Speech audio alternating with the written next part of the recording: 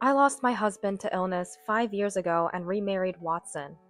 Watson was kind while we were dating, but after we got married, he became cold towards my daughter Jean. One day, when I returned from work, I found Jean, who was 9 months pregnant, collapsed in the snow. Jean passed away like that. Devastated, I wanted to know why Jean was outside, so I checked her mobile phone. I found a recording on the app of Watson ordering her to shovel snow. After a while, Watson came out and locked the front door. "Are you locking the front door? I didn't bring my house key." "Your house key is confiscated. I'm going out to a drinking party." "What?" "You can't even make a decent meal, so shovel snow until I return." "That's terrible." The recording ended there. I stopped the app, sniffled, and wiped my eyes with the back of my hand. I can't forgive that man. He treated my precious daughter terribly and sent her to her death. Just you wait. I'll make sure to humiliate you in front of a crowd, leaving you with no chance of recovery. I'm Maggie, a 45-year-old housewife. I lost my husband to illness 5 years ago and have been living with Jean since then. 3 years ago, I remarried Watson, an elite employee from a trading company who was assigned to my office. He was surprisingly single, charming, and bright. But once we started living together, his true nature was entirely different. I should have noticed it during our dating. At least, I should have divorced him as soon as I realized his true nature. I ended up regretting it bitterly. Jean, abandoned by her partner after becoming pregnant, returned to her parents' house as she was 9 months along. It was safe for her delivery since there was a big hospital nearby, and I was worried about letting Jean, who has a weak heart, stay alone.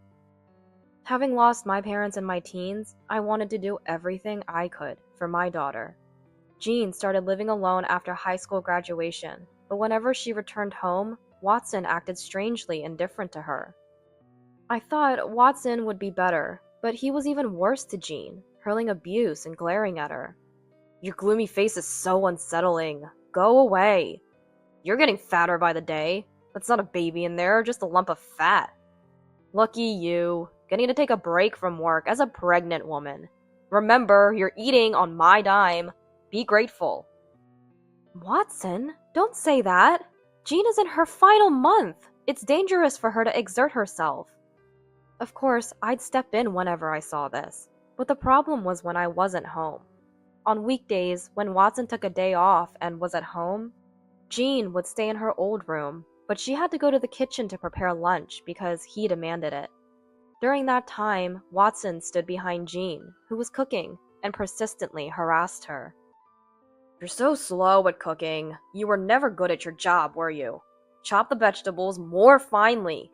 The noodles are too hard. Are you trying to annoy me? Remake the pasta." Every time Jean told me about this after I got home, it broke my heart. Watson, a manager, was busy with work, often doing overtime and working on weekends, and he said he was stressed. It seemed he was taking out his frustration from work on Jean, who was in a vulnerable position. I even thought about sending Jean back to her apartment, but I was worried about the remarks Watson might make after she gave birth. This morning, Watson got up late and started insulting Jean at breakfast. "You look so plain today. Even your mother looks better. No wonder guys run away from you." "Watson, stop it. Think about Jean's feelings." When I intervened, Watson glared at me and started yelling, "What, you're going against me? You live on my money, so don't complain." Currently, I'm paying off my late husband's debts with my part-time job salary. So, we rely on Watson's earnings for our living expenses. Knowing this, Jean doesn't argue back and just ignores his insults. I really hate that man. After Watson left, Jean muttered this in anger, and I hugged her. "Just a little more patience. You'll be hospitalized next week, right? I'm working hard to pay off the debt and save money. We'll leave this house in 6 months. He's admired at his company, right? I can't believe it. When he participated in the company's barbecue, he was chatting happily with his bosses and colleagues. He even talks cheerfully with neighbors while taking out the trash. He's someone who cares about his public image." Wow, like a totally different person. Creepy. I agree with Jean's disgusted expression. Since he has such a good reputation in public, Even when I complain to friends, they don't take me seriously. Since Gene isn't blood related, it can't be helped. Maybe it's because he's a male parent. He doesn't know how to interact with a young girl. It seems impossible for others to imagine Watson hurling abuse. One day, Gene came back from the gynecologist, excitedly reporting to me, "Mom, that man is cheating!" What? I was shocked to see the photo Jean took on her mobile phone. It was Watson, looking infatuated, arm in arm with a woman, entering a hotel. "Mom, let's gather more evidence and confront him, then get a divorce." "Yes, if we get a good settlement in the divorce, we can pay off Dad's debts." I swallowed hard. Indeed, if Watson was cheating, I could get a substantial settlement in the divorce.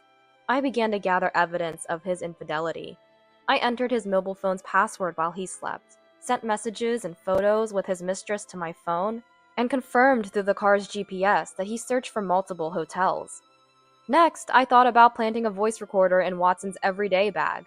I sneaked into his study and was searching for bar and hotel membership cards when he returned home early from work. Despite saying he'd work late, Watson came home at the regular time. Startled by his heavy footsteps coming up the stairs, I hurried out of the study and turned pale upon meeting Watson. "What are you sneaking around in my room for?" "Oh, nothing." Watson snatched the bar membership card from my trembling hands and sneered. "Planning to gather evidence of infidelity to make me pay settlement during the divorce, huh? I won't divorce you. You're a free housekeeper." "Please, let's get divorced." "No way," Watson declared to my pleading self. "In public, we're seen as a loving couple. I'm the kind husband who supported his wife after her husband's death, and I've covered all the debts." Watson laughed at me scornfully. "If you want a divorce, out-earn me. Graduate from a top university, and climb to a department head in a major corporation like me. Arguing with me while you're just a part-timer? That's 100 years too early." Unable to retort, I went downstairs dejectedly, where Jean sat upright in front of my mobile phone. "Sorry, Mom, everything's been deleted." Watson apparently got the password from Jean and deleted all the evidence of his infidelity. I bit my lip as Watson hummed a tune and went to take a shower. For several days, the freezing cold continued, and when I opened the curtains in the morning, a snowy landscape spread below. Light snowflakes danced down from the cloudy sky. It was rare in this area, but it looked like the snow would accumulate during the day. "Mom, the roads might be icy, so be careful when you walk." "Yes, I'll wear boots today. It rarely snows here, so it's nerve-wracking. I might fall while admiring the snow." While having breakfast, I exchanged casual conversation with Jean and hurriedly prepared for work. "Have a good day! Be careful!" "I will. It's dangerous to go outside today because you might slip." "I know." Jean, who came to see me off at the front door, smiled brightly when I reminded her. Watson, who seemed still asleep and didn't show his face, was off today.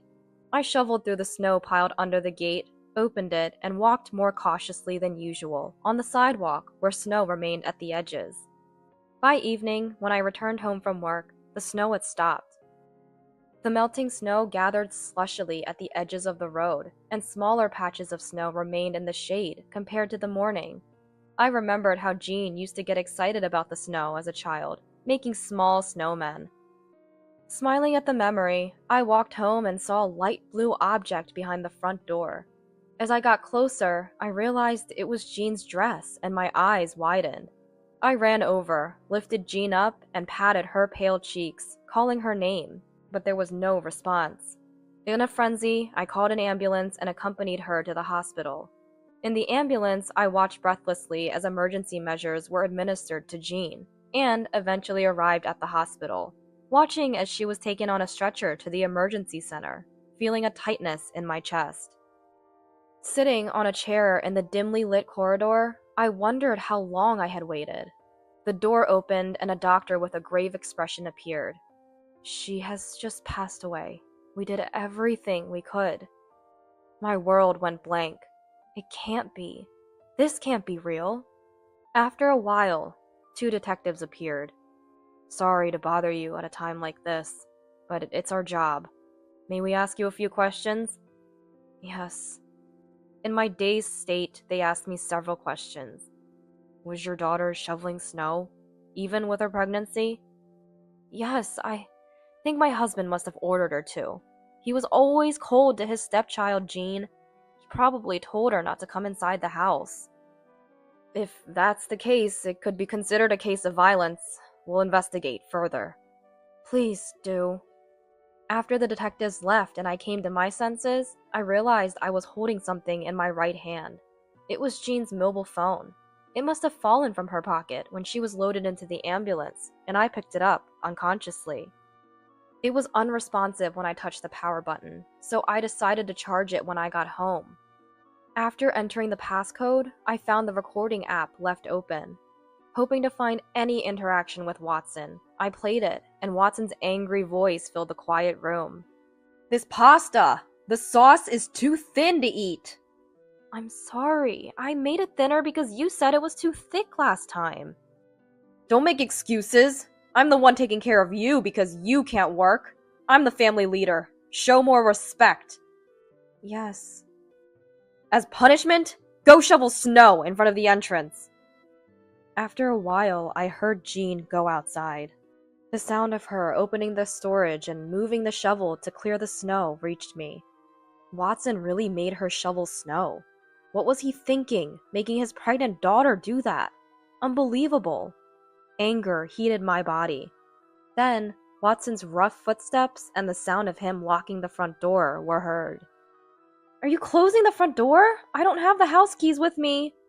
There was another sound. Perhaps the jingle of the keys?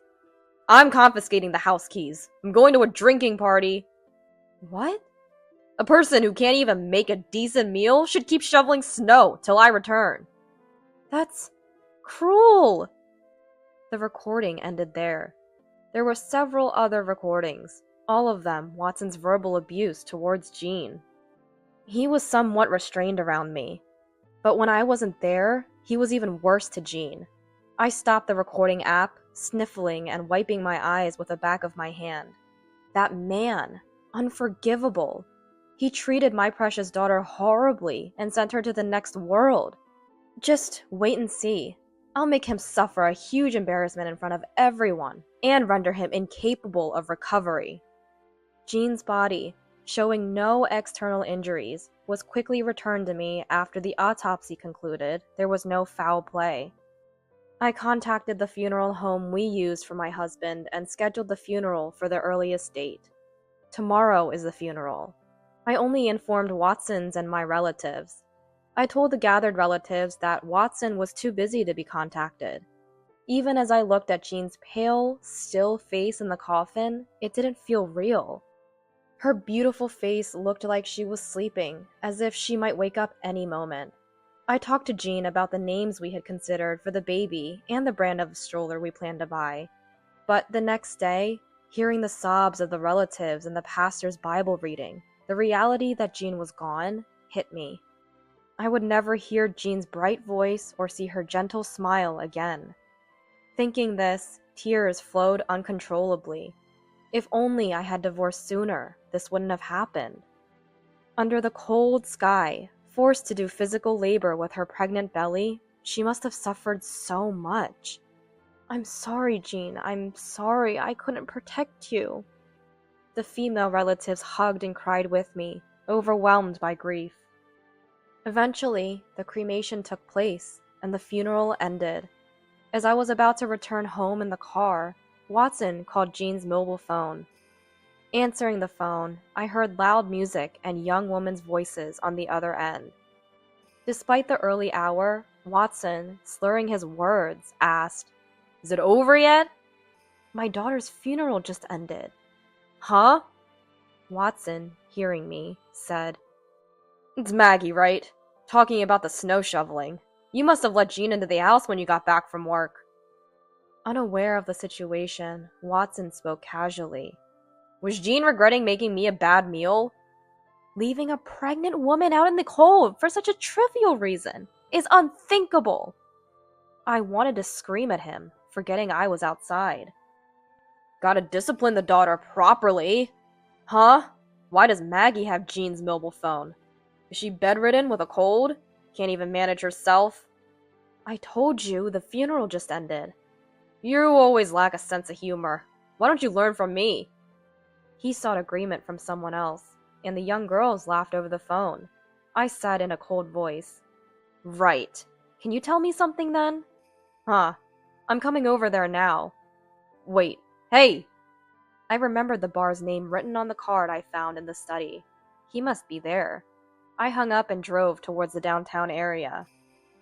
When I opened the heavy door with a gold letter sign in a corner of the brightly lit neon city, the staff all opened their eyes in surprise. That's true. If a middle-aged woman in mourning clothes comes into a store, it's bound to surprise anyone. Watson's here, isn't he? Oh, well... Ah, there he is! I stepped into the bar and headed straight for Watson, surrounded by girls in revealing dresses, with a lecherous smile on his face. Watson's face twisted in shock when he saw me. Why are you here? And in that outfit, are you trying to harass me? I thought I should report to my family. I placed the death certificate on the table, and Watson, who looked at it puzzled, suddenly turned pale. Jean passed away yesterday afternoon. The flashy woman from the photo Jean took, even after my arrival, kept her arm entwined with Watson's. She frowned at the death certificate. Jean, that's your stepchild, right? Yeah. Then you should head back right away. You need to say goodbye to Jean. Thank you for your concern. But the funeral and cremation finished while this man was out drinking since last night. Watson's face twisted. Why didn't you call me? A father's absence at the funeral is disgraceful. Why? You have no reason to be there. You're not family. The girls around started to sense the tension. Lana looked at Watson and said quietly, Watson, you don't seem sad at all that your daughter died. She's my stepchild, not my daughter. But still, she was family. I alternated my gaze between Lana, who seemed to want to say more, and Watson, who looked sulky. Watson's mistress, Lana, was making far more sensible comments than him. You're Watson's mistress, Lana, right? Lana's eyes widened, and she shook Watson's shoulder. Hey, you said your wife was so clueless she'd never find out, but she knows. Keep it down! Yes, I'm Lana. So what? You're divorcing and want a settlement from the divorce court? There's that. But first, a warning. I smiled at Lana. Watson doesn't value what he obtains. He's sweet only while chasing someone, but once he has them, he quickly changes his attitude. Maybe soon, Lana, you'll be the one suffering. Hey, don't bring up ominous things while we're having fun. I retorted fiercely to Watson's snappy comment. How can you have fun drinking when you've lost a daughter? Isn't that strange? That was an unfortunate accident. Besides, your daughter is a stranger to me. I feel sorry, but it's none of my business. Oh, so you insist it was an accident. Frustrated, I played Jean's mobile phone's recording app at full volume. Watson's command to Jean to shovel snow echoed, causing a stir among the strippers present. Jean had a heart condition, as I just mentioned the other day. She had been visiting the doctor since early in her pregnancy, and was scheduled to be hospitalized next week to prepare for a premature birth. We decided on a major hospital nearby so they could handle any complications during delivery. Knowing she had a heart condition, leaving her out in sub-zero temperatures for a half a day is life-threatening. Well, yeah, I guess. Watson looked troubled and scratched his head, and I felt indignant. I had told him countless times about Jean's congenital heart disease, but it seemed to have slipped his mind. There's more! I played all of Watson's verbal abuses, causing the strippers to stand up from the sofa and hastily move to another table. Hey, don't make a scene. It's disturbing the peace of the bar. It's fine. I've rented the place out. By the way, I called the insurance company and found out you increased Jean's death benefit from $300,000 to $1 million. And you changed the beneficiary from me to yourself without my permission. Watson became fidgety and replied in a fluster. Oh, that's because it's safer for the head of the household, me, to receive the insurance money in case something happens. You've made a foolish mistake. You could be arrested for forgery. No way! I told Watson with a hint of kindness in my voice. By the way, the police are looking for Jean's father, meaning you, to ask about the situation. It's only a matter of time before they find out you're here. Huh? She just happened to pass away. Bad luck. Lana quietly removed her arm from Watson as I stared at his profile. Lana? Where are you going? I thought you were a bit self-centered, but this is too much. I can't follow you. What? Don't call me again. If you do, I'll report you for harassment. After Lana's clear statement, she also left. Watson, left alone by the strippers, sighed, put his hand to his forehead, and said in exasperation, Give me a break, Maggie. Just because you're jealous of a guy as popular as me, this is no way to act. Jealous? Any affection I had for you has long since cooled off. I shouted at the top of my lungs. You took my precious daughter from me. Don't you feel even a little bit of remorse? So what? That was just an accident. She should have disobeyed me and called you. Her phone was out of charge. And how can you make excuses after treating a pregnant woman so horribly? Stop bringing up the past. You've ruined my long weekend, you terrible woman. The real terrible person is you. Watson turned pale as he looked around. Unbeknownst to him, his father, Freddie, mother, Jaden, relatives, and even his boss and subordinates had gathered. Why is everyone here? I called them. I asked them to console a husband who was devastated by the death of his daughter. We've heard everything since you started talking. All the verbal abuse towards your daughter, too. The boss spoke with a stern face. I had faith in Watson for his performance and popularity among his subordinates, but at home, he's a complete tyrant. I'm disappointed. No, it's not like that. You don't need to come to the office from tomorrow. We have plenty of replacements for you. But Watson looked like he was about to cry as the relatives gave him cold stares. I thought Watson missed the funeral because of work, but he was just playing around here. Shows no remorse even though he caused this. Do you lack any human decency? I was proud of my nephew, a top university graduate working in a major company, but I'm so disappointed. The parents-in-law cried bitterly beside the angry relatives. Maggie, I don't know how to apologize. I'm so sorry for raising a son like this. You're responsible for Jean's death. Give her back. I didn't know about her heart condition. It was just a small joke. Everyone, please, listen to me. As Watson frantically made excuses amidst the crying relatives and parents-in-law, two men in suits appeared. Watson, you're suspected of murder for insurance money. We need you to come to the police station. What? No, it's a misunderstanding. I changed the beneficiary because I was annoyed that Maggie was the recipient. But her death really was an accident. Maggie, say something. I don't know anything about it. We'll discuss this in detail at the station. Flanked by burly detectives, Watson was escorted away, almost carried by them on the either side. Watson was charged with manslaughter, but received a suspended sentence as it was his first offense, and he lacked consideration and knowledge for a pregnant woman. However, he was immediately fired from his job at the major corporation. Having spent all his savings on bar visits, he was devastated when sued for $500,000, combining alimony, emotional distress, compensation for his verbal abuse towards me and Jean.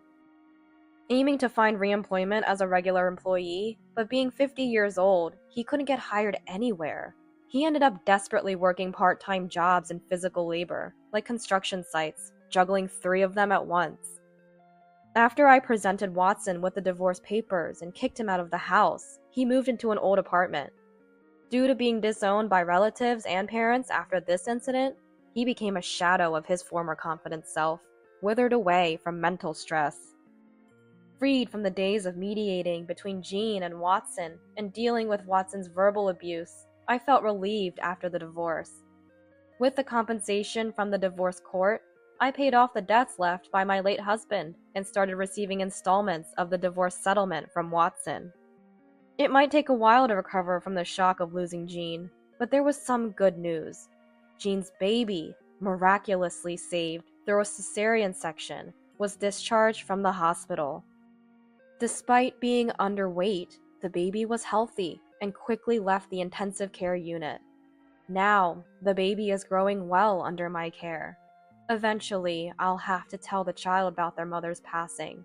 It will be painful, but together with Watson's parents-in-law, I plan to provide all the support Jean's child needs.